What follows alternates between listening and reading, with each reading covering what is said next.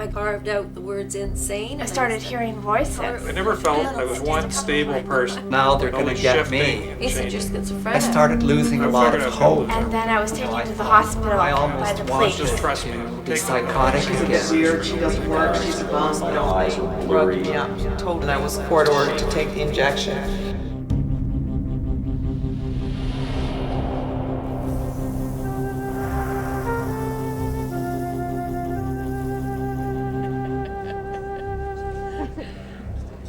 I'm participating in this documentary because I, like millions of people, suffered for most of my adult life from symptoms that are called manic depression.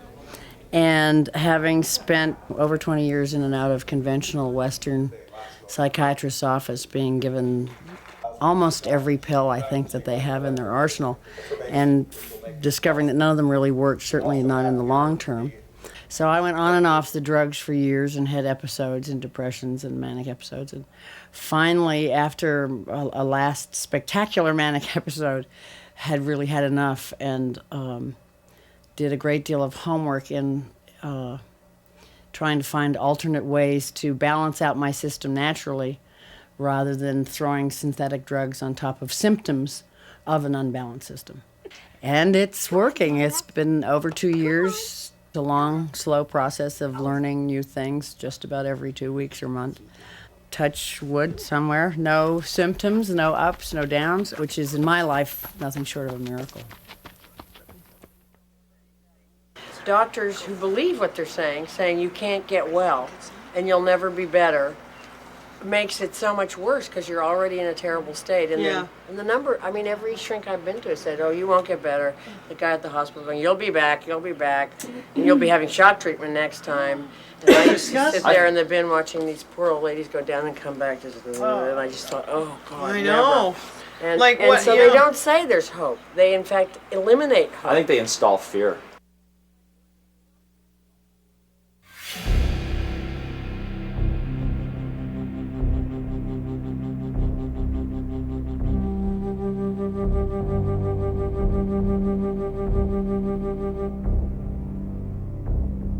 In my second year, I was in residence, and I started getting more and more depressed and suffered a lot from high anxiety.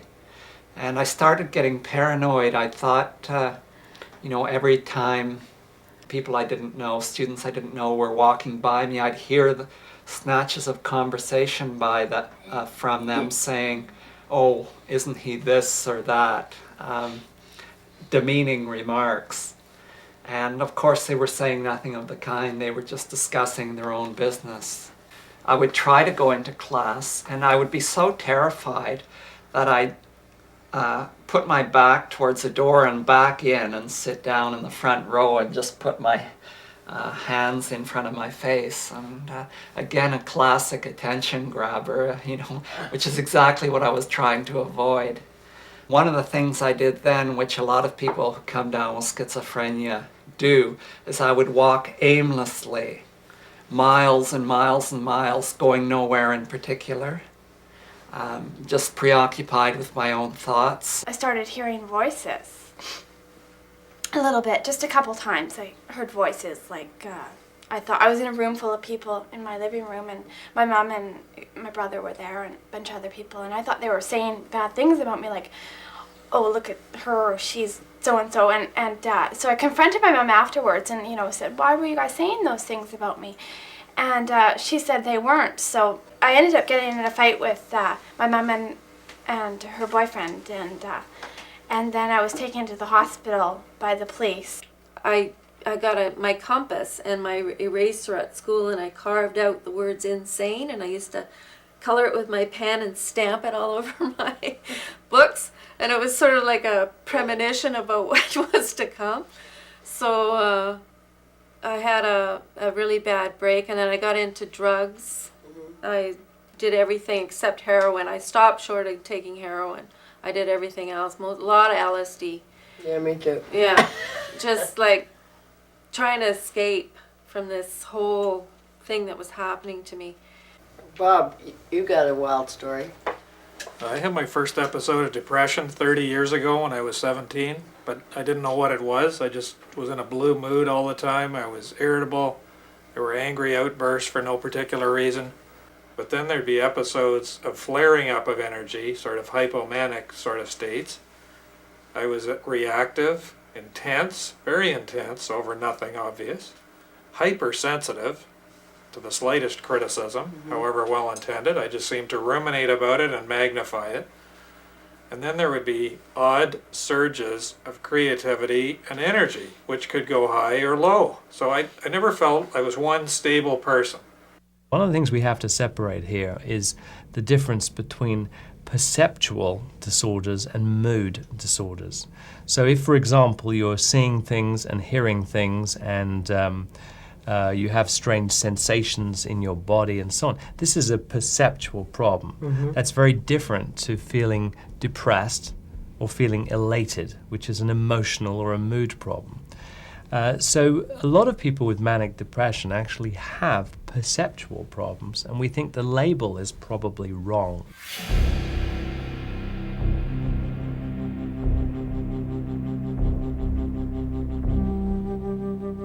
I thought I was telepathic. I thought everybody in the world had read my mind and that they had a negative impression of me. So when I thought that I had caused people in different provinces to commit suicide because of me blasting them with waves of telepathic neurotic hatred, I thought, well, you know, now they're going to get me. My parents met me at the airport. They saw me from 20 yards away, and I was just, and the first thing they thought was, chemicals, right, hallucinogenics.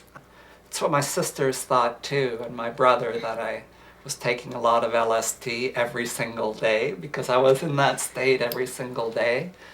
Our theory, which I think is correct, is that there's an abnormal production of one or more hallucinogens in the body, and we think they are derived from adrenaline. And we're looking upon noradrenochrome and adrenochrome and adrenalutein as potential candidates for this villain that acts on the brain as if they had taken LSD. It's as if I were to give you LSD once a day without you knowing it, you would then become psychotic, but you wouldn't know why. And so we think this is what happens in the body, that their own body produces these hallucinogens, and this is what makes them psychotic.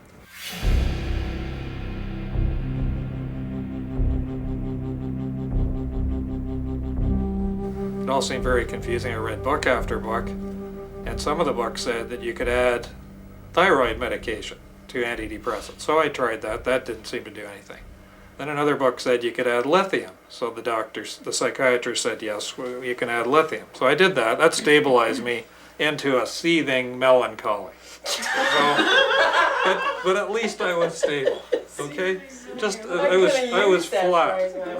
I was flat. One of my clients, who's a therapist, said, you need to go to a psychiatrist and get a proper diagnosis.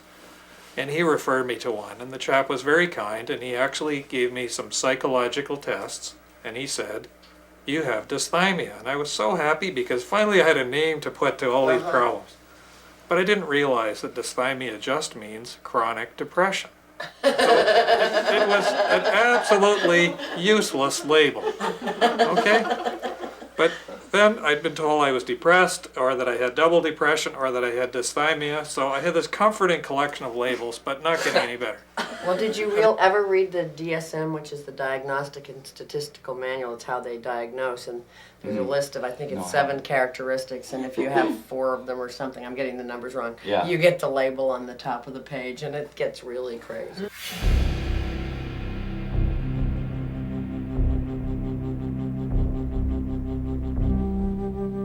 A couple of years ago, a young woman came to my office, and she was really angry. Very intelligent young woman, very angry. And she said she'd become psychotic, and she became fearful. She began to smash up all her furniture. She was afraid she might even do more, so she fled and lived on the streets for 2 weeks. And she found herself in the local psychiatric hospital.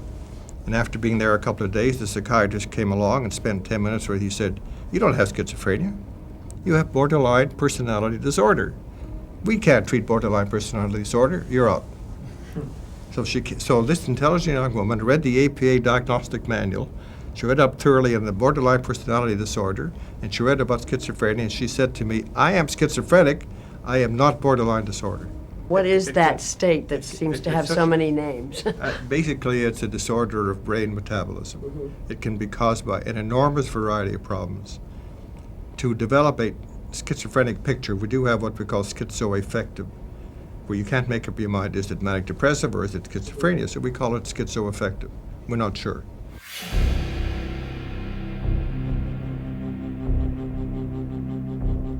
Have you ever heard of Dr. Bradford Weeks, who was speaking at this conference 2 weeks ago on orthomolecular nutrition? He's And a he was young wonderful. psychiatrist. He was talking about learning to see your thoughts as temporary things that aren't you, as opposed to saying, I'm paranoid. You go, I'm having a paranoid thought. Now, the nature of thought is that it changes, so I'll just watch it and wait till it goes away. One of the things I like to do is ask them, what do they think is going on? And they'll, of course, say, I don't know. And I'll say, well, what do you think is going on? They'll say, well, you're the doctor. And I'll say, well, what do you think is going on? And they'll say, well, and they'll actually describe very clearly what their situation is. But the whole medical system and psychiatric system is not designed to really listen to the patients, not designed to listen with the patients. It's really designed to diagnose, treat, and unfortunately, this whole issue of stigma is just to get them out of sight. Ian and his best friend Chris were talking about their past hospitalizations and their psychotic breakdowns and schizophrenia. And of course, for all my years in Montreal that I lived there, my father was an old-fashioned guy. Now, she's fine. Oh, she's a bit weird. She doesn't work. She's a bum. Oh, quiet. Shh. She's just a bit strange. And so I was sitting in this pub and I say, Ian, please, there's people. The waitresses are going to hear us, and what are people going to think? And But then I started meeting everybody seems to have schizophrenia. When I was hospitalized, I saw a psychiatrist who was on top of all the latest research. He said, yes, it's the psychosis, it's biochemical. It was caused by non-specific stresses, emotional trauma. And basically what he was hinting at was that it was my parents' fault.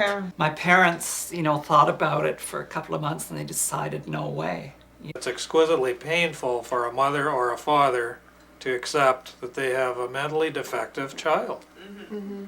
They may want to help, but they don't understand. And they have a whole lot of fear. Fear, yeah.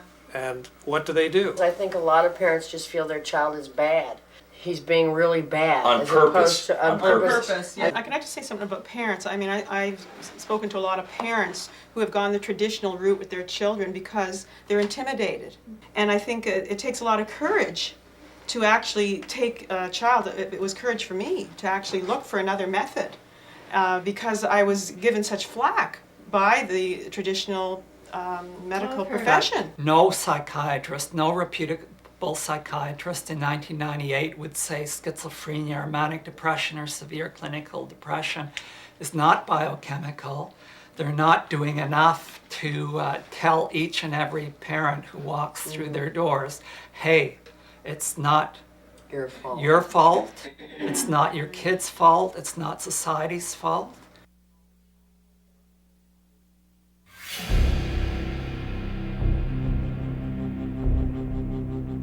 When the bed came free, my parents talked to me, and for some reason I was in a quiet mood and I agreed to go.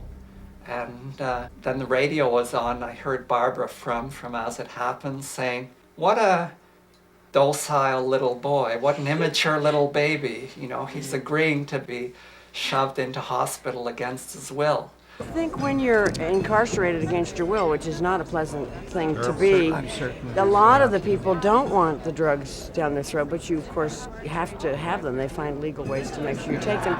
So when I was talking about being in a state of delusion and how real that is, and that perhaps the worst approach is the approach used in American hospitals, which is, I'm paraphrasing here, basically, you've got to know you're crazy, and you are crazy, and we're going to feed you these drugs until you do and not let you out until you realize you're crazy. Well, if you're in a paranoid delusional state, that's about the worst thing you can say. So I said something like one must have compassion for the delusion and acknowledge that the patient thinks it's real. Of course. Well, about 3 psychiatrists came up afterwards and went, that's an interesting idea. And I thought, my God, what are they taught in school? the traditional treatment is drugs. And here I'm talking primarily about a class of drugs called tranquilizers, and they have been changing with time. They started out with simple phenothiazines, and now they are much more complicated. We also use, the classical treatment also includes antidepressants. In a small number of cases, it may include anticonvulsants, but primarily it's drug-oriented therapy. And these drugs are very helpful. I certainly would have difficulty practicing without them. But in my experience, going back now until 1955, schizophrenic patients on drugs alone don't get well. It's very rare. Even the strongest proponent of drug therapy will maintain that less than 10% of their people ever go back to work. It's a very expensive disease. It destroys humanity, destroys people. It's a kind of living death because it strikes so early. It'll strike a young man who is 25 at the prime of his life, and he's finished. That is, if he is only given drugs. The drugs were worked. They worked, but they also made me very lethargic, very tired. The side effects were uncountable. I felt horrible. I couldn't see straight. My eyes were blurry. I had the artist dyskinesia, which was shaking. I started losing a lot of hope. You know, I thought, well, the only way I can ever feel different than having this dragged out blah feeling is to have the hallucinations come back. You know, I almost wanted to be psychotic again. I was so angry, I got on the phone to the drug company, and a very kind pharmacologist whose job it was to field these calls, he listened to me. I was just hot. I was hostile. And I poured out all the adverse effects. I was having trouble sleeping. I was just angry and agitated. I was anxious. I was just dripping with sweat. There was a whole list of effects. And he said very calmly, yes, we know our drug does that. I said, well, what do you mean, your drug makes sick people worse? He says, now hold on here. It doesn't make all sick people worse. And I'm sorry to hear you're one of these ones where it's not really helping you. Please go back to your doctor. He'll reduce the dose.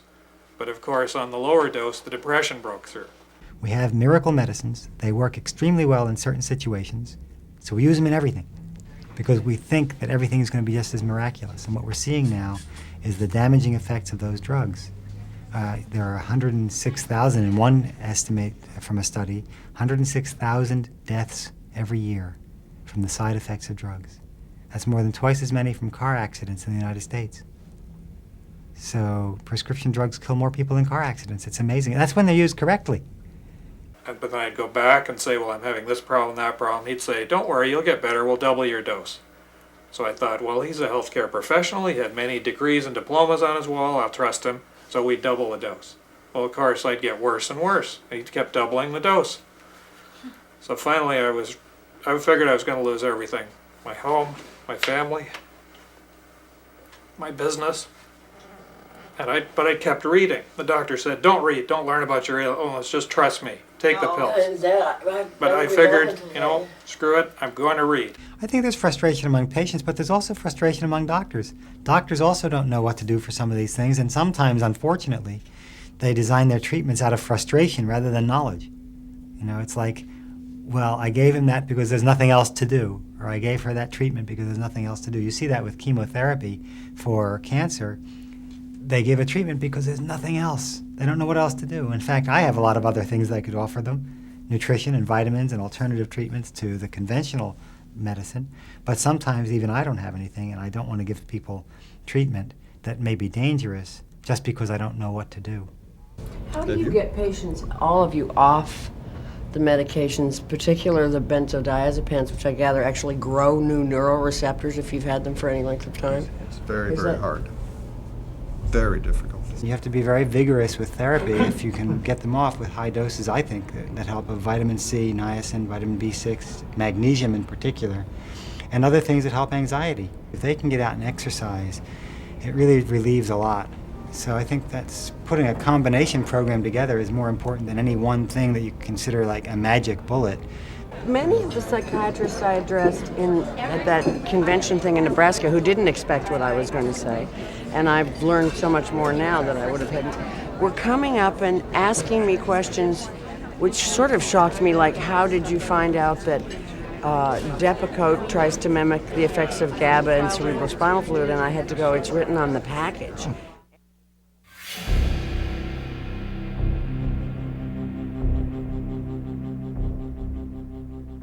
I would read one page and I kept reading the same page over and over and nothing would sink in. And so at that point I thought, well, I'm just unmotivated. I'm just a lazy, there's something wrong with me. I should go for a run and then maybe I could memorize my page better. And then I just started getting more and more depressed. So I started taking wake-up pills because I thought, well, I don't have any energy, so I need some caffeine. So I started taking 4 wake-up pills a day, and each wake-up pill is equal to 35 cups of coffee. Woo!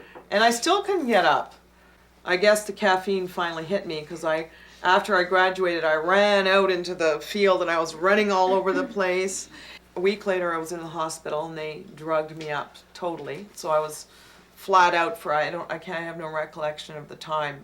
With nutritional deficiency and a real blood sugar problem, it's very, very easy to go into mental illness. So what we tend to see is people are malnourished, they start using stimulants. Because they use stimulants, they can't sleep at night, so they start having alcohol. Because they have alcohol, they get depressed. Because they're depressed, they get put on some medication to bring them up. Because of that, they get more anxious. Because of that, something to bring them down. And before long, you got a mental health problem, you're diagnosed with schizophrenia. If you were to come to me with the symptoms of schizophrenia, or the symptoms of bipolar psychosis, or anxiety, it doesn't matter what it is, first question I have is, why? Do you have food allergies? Food allergies. So they're really cerebral allergies who are masquerading as if they were schizophrenic or manic depressed. Allergies, B3 dependency, B3 deficiency, pyridoxine dependency, zinc deficiency, excess copper. There are a whole variety of things that will mimic what we see as the final syndromes.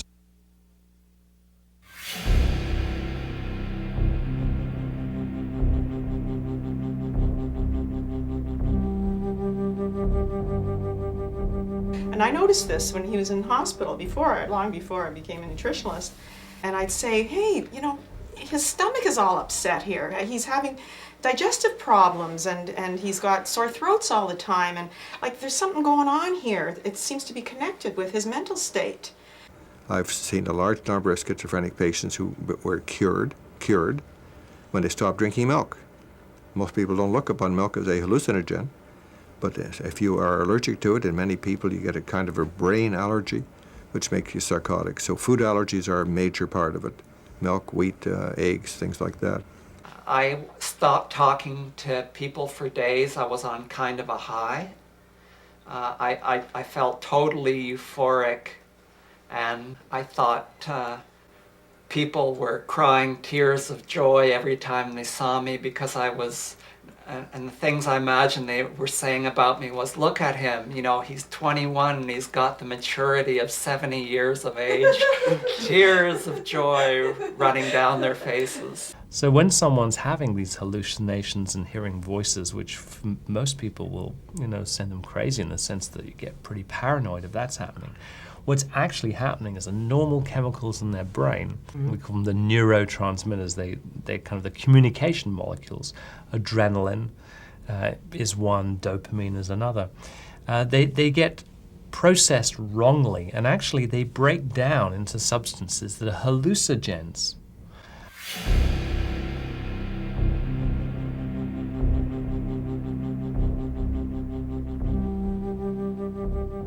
Well, I've had people come to me, for example, with panic attacks.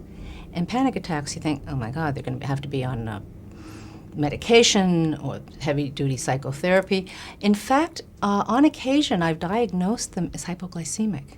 And once they went on an appropriate hypoglycemia diet and kept their blood sugar more balanced, and some other supplements such as chromium, vanadium, magnesium, manganese, and vitamin C, and so on, once they began to balance themselves biochemically, this so-called psychological problem, the panic attacks, seemed to go away.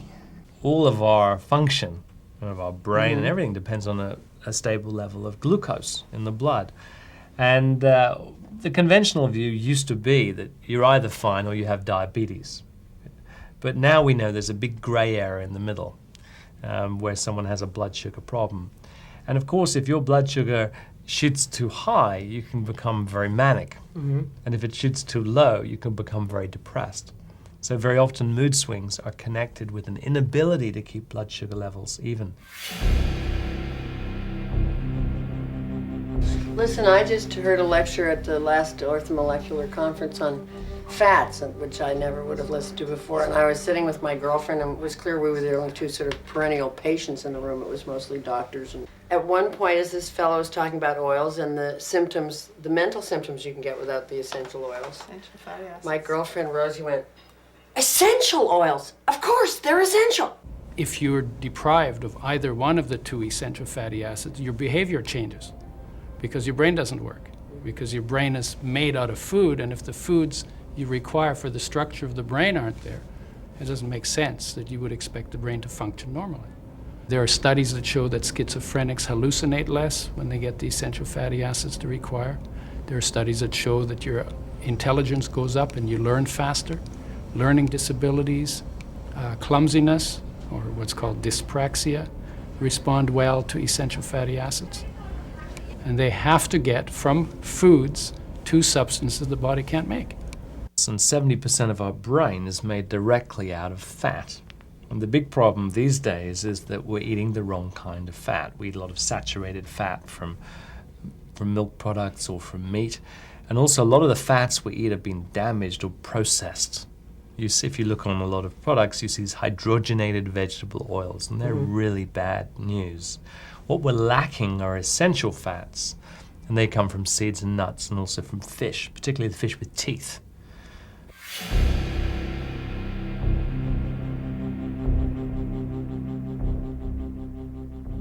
There's kind of a framework in which these episodes happen. I was tending to be variable, volatile, vulnerable to deep, dark, long depressions for no reason. But then there'd be episodes of flaring up of energy, sort of hypomanic sort of states. This is what we call high histamine. What histamine does is it speeds up the body's metabolism. It like turns up the fire. And they tend to be compulsive and obsessive in their personality. They wake up early, their mind is always thinking. And this is not a problem. There's an awful lot of very successful people and creative people and multimillionaires and so on who are high histamine. They're kind of driven people. However, the high histamine people tend to become deficient in nutrients because they burn up the nutrients faster. So if they're on a bad diet, that sort of mild compulsive obsessive tendency can really flip over into mental illness. And there's a downside of this type of personality, which is they go into a state of suicidal depression. Have you done hair analysis and toxic minerals? Yes, I have. You had low zinc, high copper, Yeah. which is I got very high copper, yeah. Yeah, Those well, that's two in the I had high zinc and copper. smoking. Both. Believe me, smoking is will increase. And uranium. Uranium. Yeah. Plutonium? And Dr. Hoffer last night said that's from the mountains I live near Montana. There's quite a few heavy metals or toxic metals that affect brain function. Lead used to be the most concerning, but now probably we're looking more at copper. See, copper, unlike lead, is essential for the body. You need a small amount, about 1 or 2 milligrams. But some people get much too much copper. And I'll give you a lovely example. And what does copper do? The same as lead? Well, copper makes you very anxious. So we need a certain amount of zinc and a certain amount of copper. And if you're zinc deficient and you're getting too much copper, this can actually flip you over the edge as well.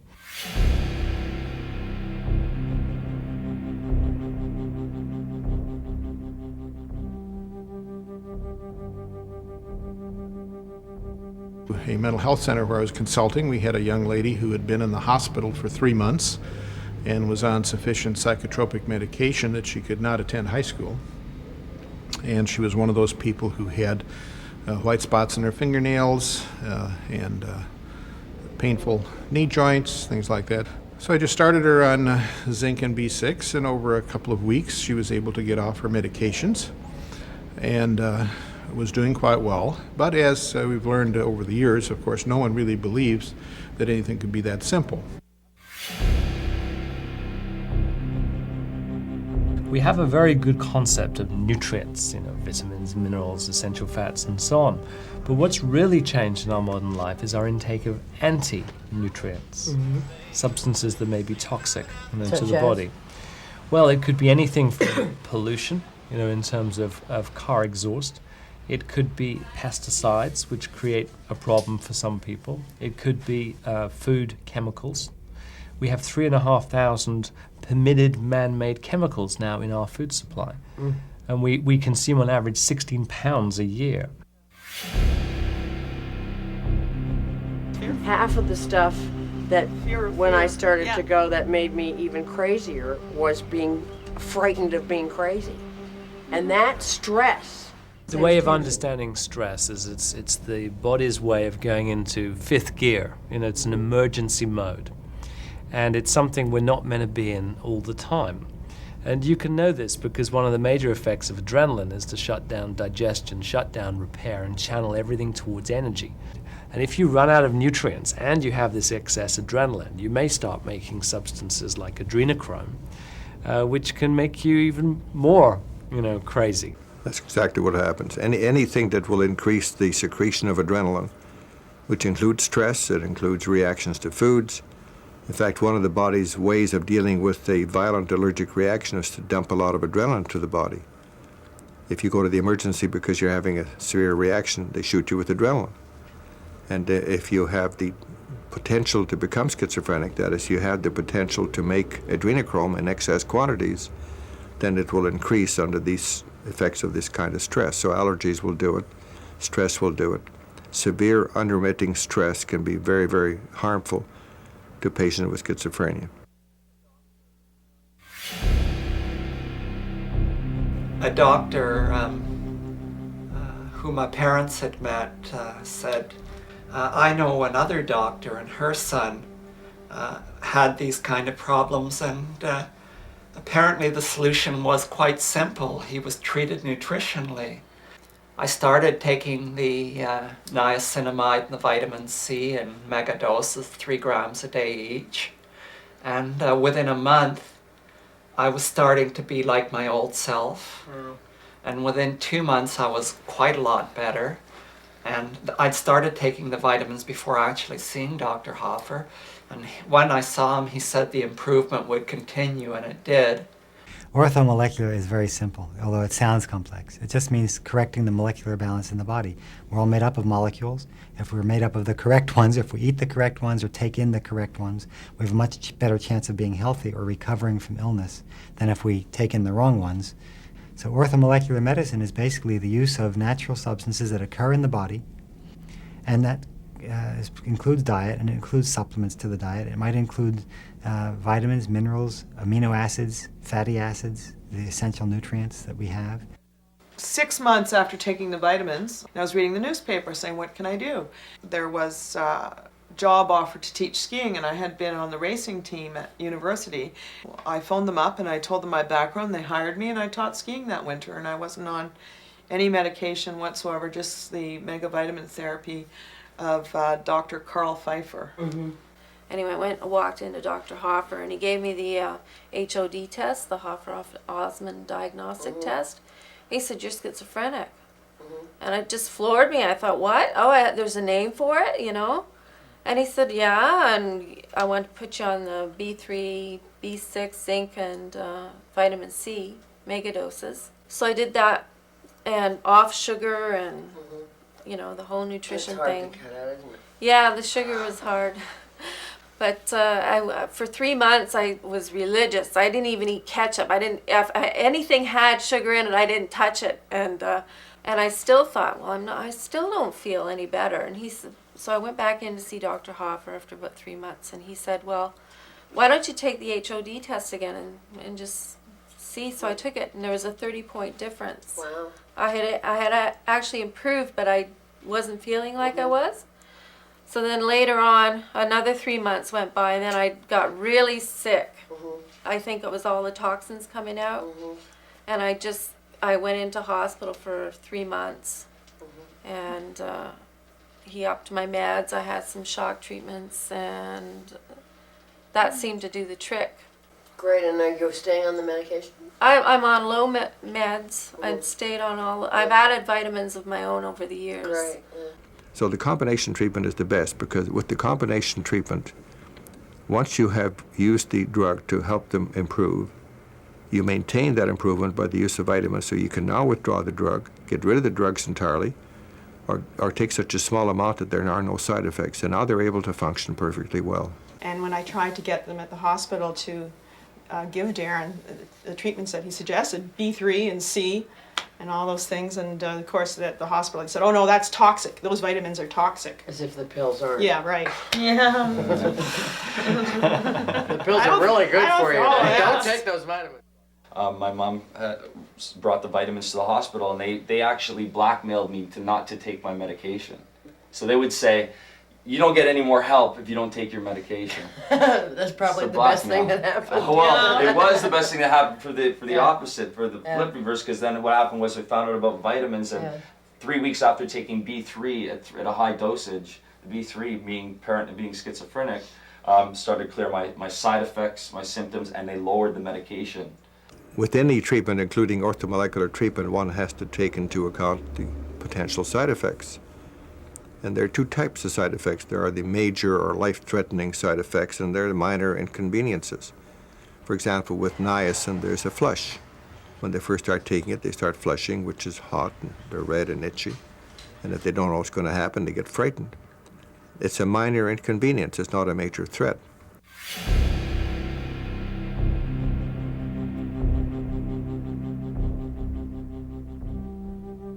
And by this point, I'd read about 150 books, and something was starting to sink in. And the books from Europe actually said that depression is being treated using ginkgo and other things like St. John's wort, and they work. And the beauty of why they work, they have minimal adverse effects. St. John's wort became very popular, and I had been using it already in my practice, and I really wanted to share the experience that I had had with it, because it's so important for the medical profession to know that there is a very, very good substitute for the antidepressants. You know, the synthetic antidepressants work okay, but they have really bad side effects. Really bad, starting headache, insomnia, anxiety, sexual dysfunction. I mean, who wants those side effects?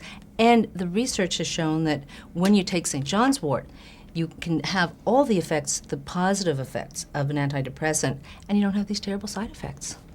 So I gradually pieced together, from reading a lot of the papers from the Journal of Orthomolecular Medicine, which vitamins, minerals, and amino acids work as teams and help the brain restore normal function.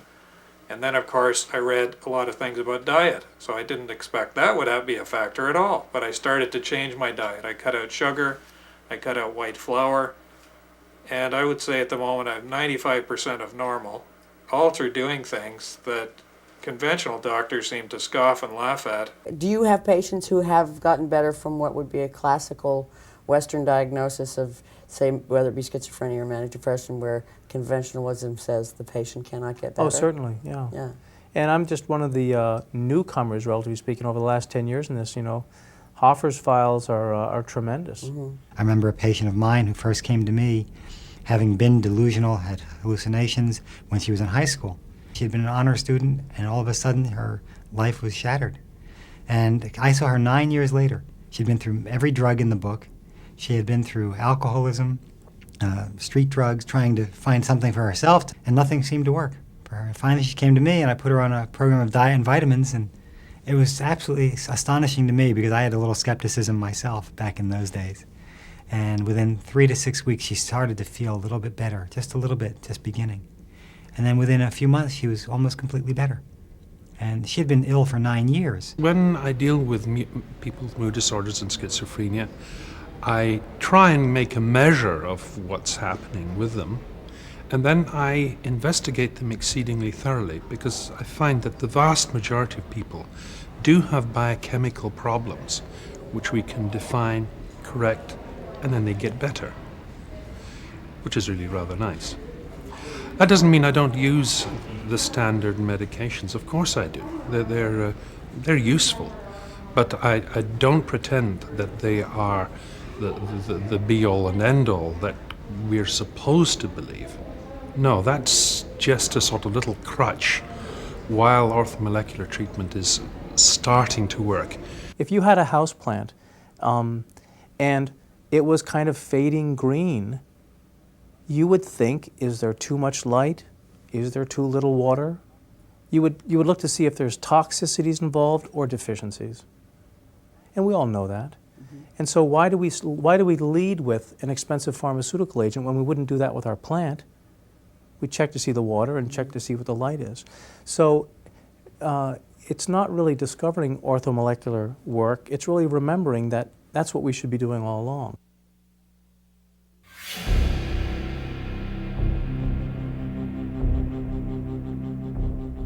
You know, the statement is, if you eat a well-balanced diet, you get all the vitamins and minerals you need. And any intelligent person asks, well, what is a well-balanced diet? And the answer is, it's a diet that gives you all the vitamins, minerals you need, right? So you kind of spin out of this cycle thinking, well, I probably eat a well-balanced diet. And that is a myth. There's not a whole lot you need to know. There's only about 50 essential nutrients. All you want to do is put together a program that gives you optimum quantities, and you have to guess at them because they're somewhat different for people, of all 50.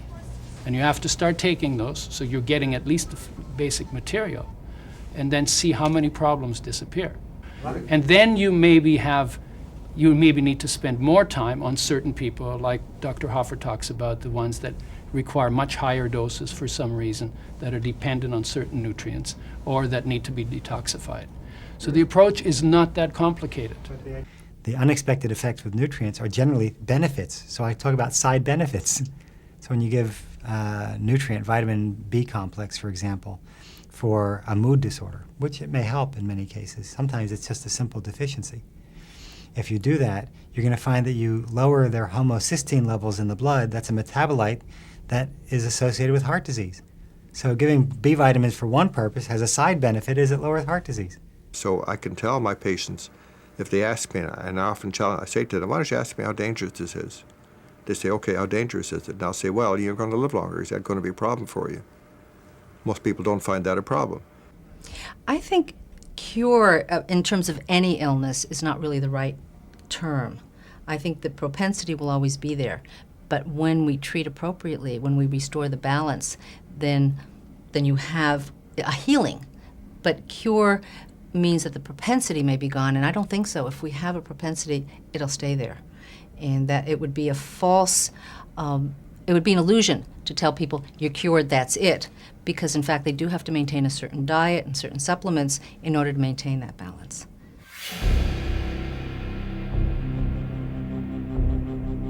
I was interviewed once or twice for a television program or for a newspaper, and I remember one time watching myself on the tube. They had spliced out the part where I talked about vitamins. Yeah. Wow. Oh, really? I went to 3 different doctors. Right.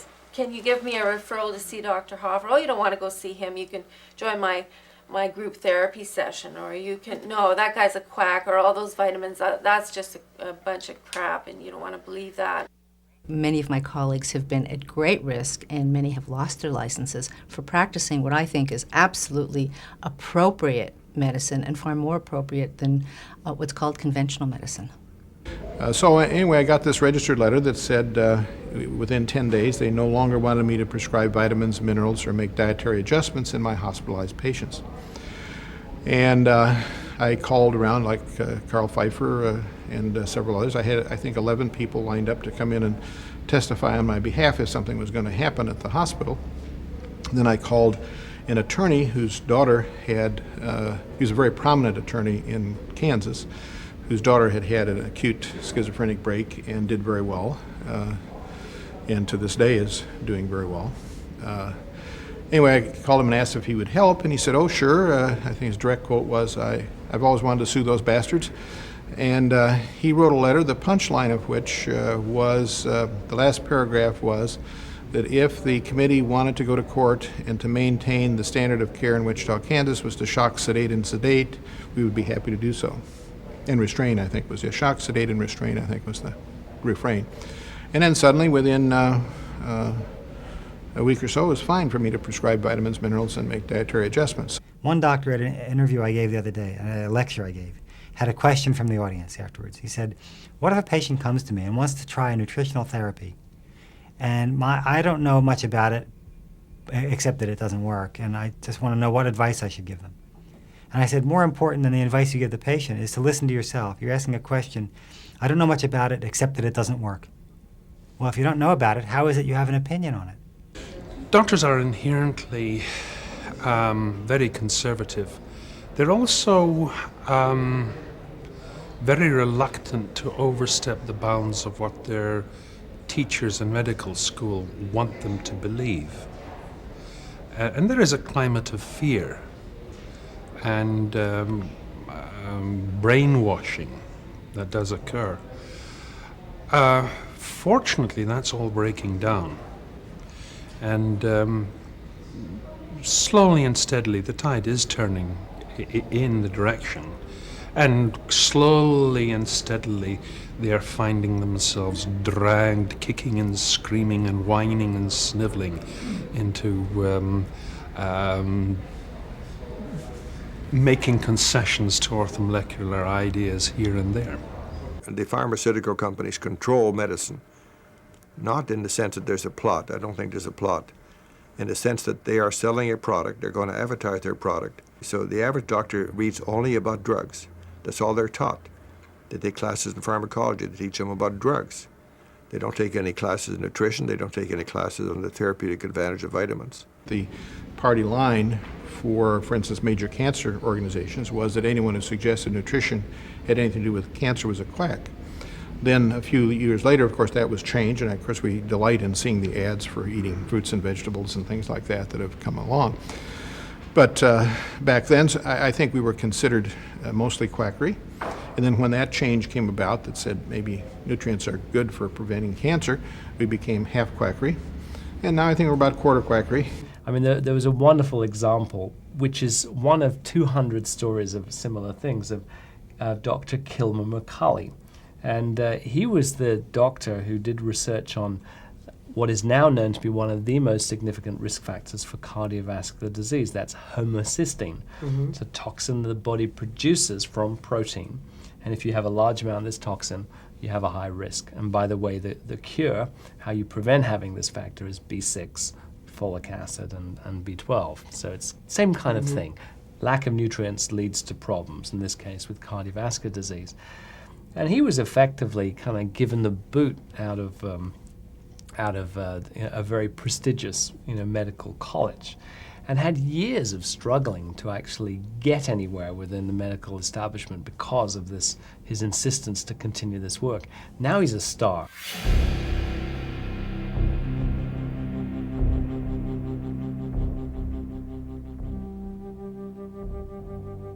I've known many families who went totally broke. They've mortgaged their homes, lost everything they had in order to try to get help for their sons and daughters. And eventually they have to go become public charges. They go to some of the old inadequate hospitals. And many of them wind up on the streets. The new mental hospital today are the streets. Mental health problems is the most rapidly growing. And as we go into the year 2000, there's no question that is going to be the real focus on medicine. And if we have a way that works and is less expensive and can get people off the streets and out of mental institutions, then it will come in. It's just a question of time. But you're not alone, and you can get better. Contrary to what your psychiatrist may have told you, you can get better and stay better. It's not really discovering orthomolecular work, it's really remembering that that's what we should be doing all along. The unexpected effects with nutrients are generally benefits. You're going to live longer. Is that going to be a problem for you? Once they began to balance themselves biochemically, this so-called psychological problem seemed to go away. Within a month, I was starting to be like my old self. 6 months after taking the vitamins, I taught skiing that winter. And then within a few months, she was almost completely better. Well, I've added vitamins of my own over the years. I would say at the moment at 95% of normal. The solution was quite simple. He was treated nutritionally. And now they're able to function perfectly well.